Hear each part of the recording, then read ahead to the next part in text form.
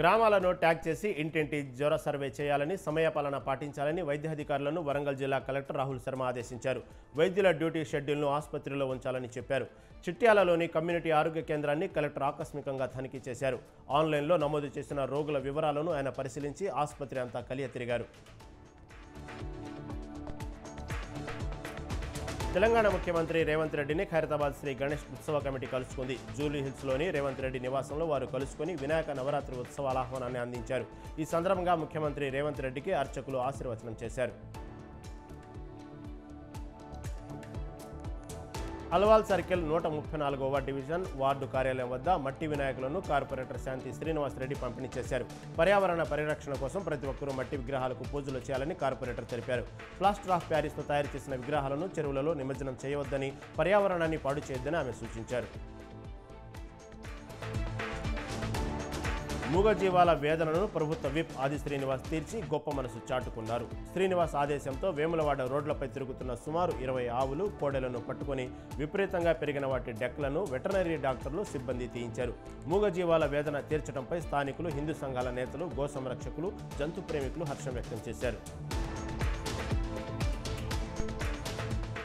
కొమరంభీం జిల్లా ఉస్సేగాంలో గిరిజన మహిళపై జరిగిన అత్యాచారం, హత్యాయత్నాన్ని నిరసిస్తూ డీజీపీ ఆఫీస్ ముట్టడికి బీజేపీ ఎస్టీ మోర్చా పిలుపునిచ్చింది.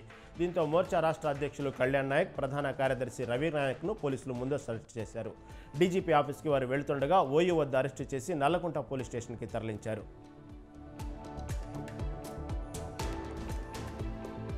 నాయి బ్రాహ్మణులకు కేటాయించిన స్థలాన్ని కొందరు నాయకులు అడ్డుకుంటున్నారని నాయి బ్రాహ్మణ సేవా సంఘం నాయకులు ఆరోపించారు.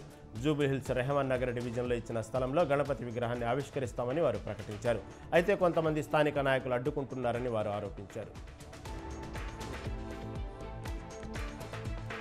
మహబూబాబాద్ జిల్లా మరిపెడ మండలం సీతారాం తండాలో ఎమ్మెల్సీ సత్యవతి రాథోడ్ పర్యటించారు. భారీ వర్షాలకు ఆకేరువాగు వరద ముంపునకు గురైన బాధితులను పరామర్శించి నిత్యావసర సరుకులు పంపిణీ చేశారు.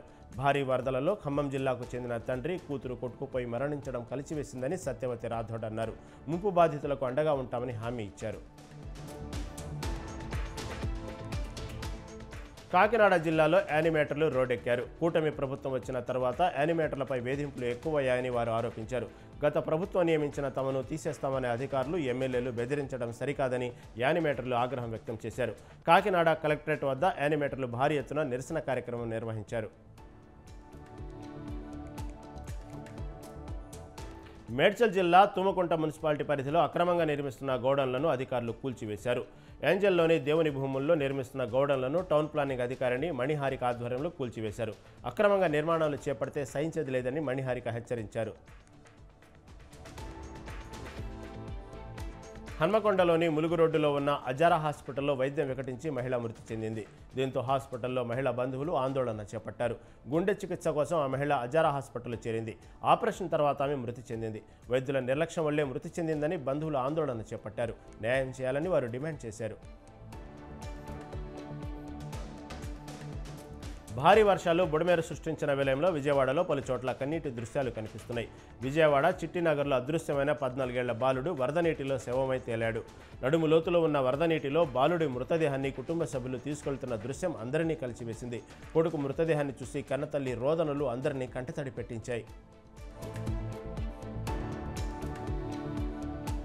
వినాయక చవితికి అందరూ మట్టి విగ్రహాలను పూజించాలని హైదరాబాద్ డిప్యూటీ మేయర్ మోతే శ్రీలత పిలుపునిచ్చారు. చెరువులు, నీటి వనరులు కలుషితం కాకుండా చూడాలని, పర్యావరణాన్ని కాపాడాలని ఆమె అన్నారు. తార్నాక డివిజన్లో మట్టి గణపతి విగ్రహాలను శ్రీలత పంపిణీ చేశారు. ప్రతి డివిజన్లో ఏర్పాటు చేసే బేబీ పౌండ్స్లో చిన్న విగ్రహాలను నిమజ్జనం చేయాలని శ్రీలత సూచించారు. అల్లూరు జిల్లా చింతూరు డివిజన్లో పర్యావరణ రహిత వినాయక మట్టి విగ్రహాలను తయారు చేసి ఆశ్చర్యపరిచాడు 6వ తరగతి విద్యార్థి నాగబాబు. వినాయక చవితికి అందరూ మట్టి విగ్రహాలనే పూజించాలని చిన్నారులు సూచించారు. విగ్రహాల తయారీకి ప్లాస్టర్ ఆఫ్ ప్యారిస్ వాడి నీటిని కలుషితం చేయొద్దని వారు పేర్కొన్నారు. వరద బాధితులకు తమ ప్రభుత్వం నిత్యం అండగా ఉంటుందని మంత్రి రాంప్రసాద్ రెడ్డి చెప్పారు. బాధితుల కోసం శిబిరాలు ఏర్పాటు చేసి వృద్ధులు, గర్భిణీలకు 3 పూటల ఆహారం, అవసరమైన మందులు అందిస్తున్నామని తెలిపారు. విజయవాడ కృష్ణలంకలో మంత్రి రాంప్రసాద్ రెడ్డి, ఎమ్మెల్యే కావ్య కృష్ణారెడ్డి పర్యటించారు. శిబిరంలో అందుతున్న సేవలపై ఓ వృద్ధురాలి నుంచి వివరాలు అడిగారు. నల్గొండ జిల్లా మిర్యాలగూడ సబ్ కలెక్టర్గా అమిత్ నారాయణ్ బాధ్యతలు చేపట్టారు. ఎమ్మెల్యే బత్తుల లక్ష్మారెడ్డి సంబంధిత శాఖల అధికారులు అమిత్ నారాయణ్కు స్వాగతం పలికారు. అధికారులు ప్రజాప్రతినిధుల సమన్వయంతో ప్రభుత్వ పథకాలను విజయవంతంగా అమలు చేస్తామని సబ్ కలెక్టర్ అన్నారు. బదిలీ అయిన ఆర్డీఓ శ్రీనివాసరావుకు ఉద్యోగులు సిబ్బంది ఘనంగా వీడ్కోలు పలికారు.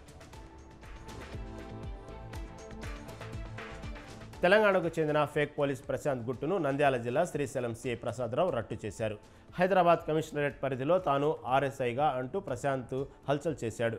పోలీస్ కోటాలో ఈ నెల 1న ప్రోటోకాల్ దర్శనం చేయించుకున్నాడు. ఆ తర్వాత ప్రశాంత్ ప్రవర్తనపై అనుమానం రావడంతో సీఐ తన స్టైల్లో విచారిస్తే అసలు విషయం బయటపడింది. ప్రశాంత్ను రిమాండ్కు తరలించారు.